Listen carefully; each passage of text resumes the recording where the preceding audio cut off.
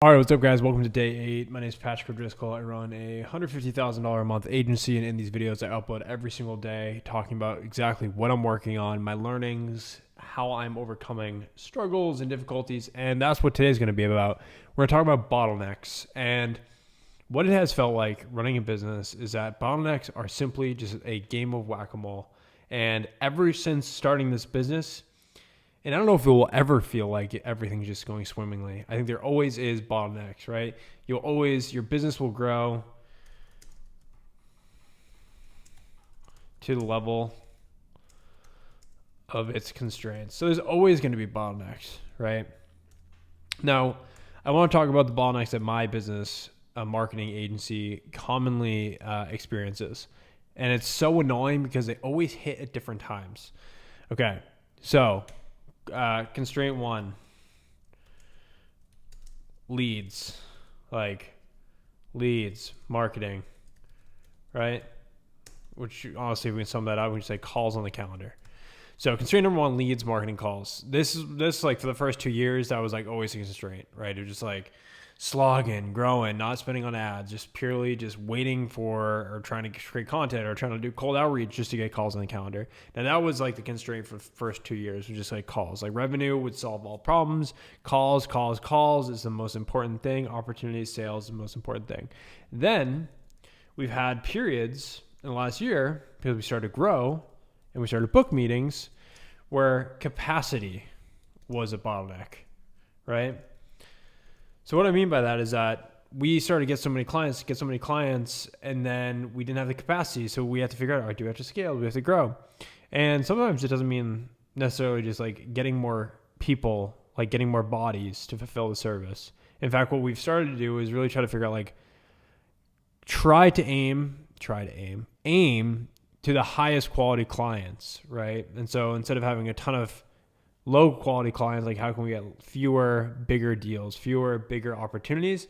Because it takes the same amount of work, same amount of headcount to service, a 2K a month client sometimes as a 10K a month client. Because it's all about leverage. It's all about how big the company is, how impactful the work we're doing is. So capacity is a bottleneck. So that really, like, how do you solve that is like hiring systems, etc. And then what's another constraint that we've experienced?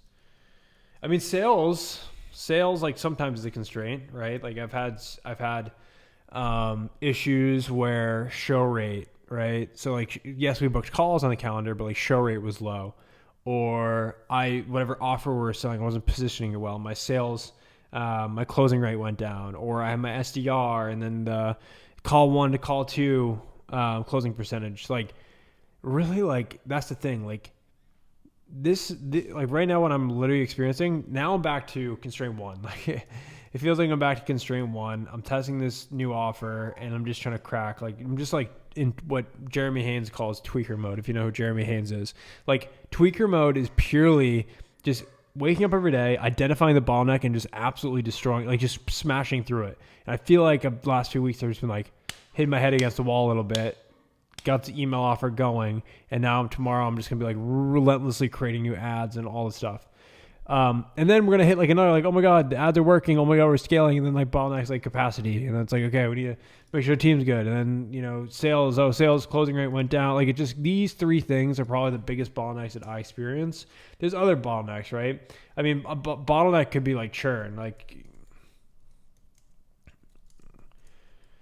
Right, like if you keep churning clients, if you can't keep a client around, that's certainly a constraint. I feel like that's one thing we've been able to mitigate pretty well is churn.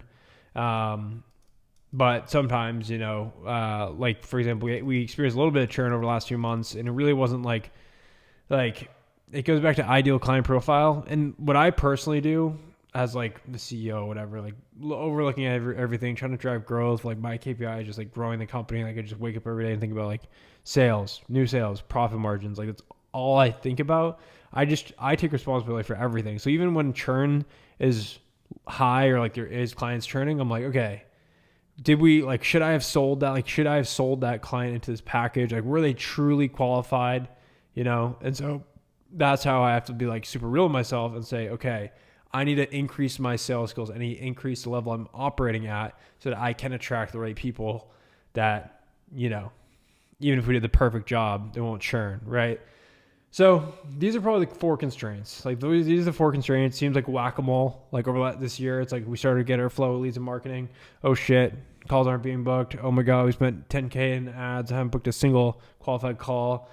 Oh my gosh. And then capacity. Oh, ads are working. Increased capacity. Oh, sales, close rates down. It's like, this is it. Like if I could just like put my business growth or business lack of growth on a piece of paper is this. And your business will have your own bottlenecks, constraints, right? And so you need to identify them and just attack them, right? I'm not worrying about, you know, like my logo or my brand or like these like things that most business owners or entrepreneurs focus on is all stuff that doesn't matter. So I'm going to wrap up here. I need to go to bed. This is a later in the day one. The dog's freaking out. But hopefully this was valuable, and I'll see you guys tomorrow.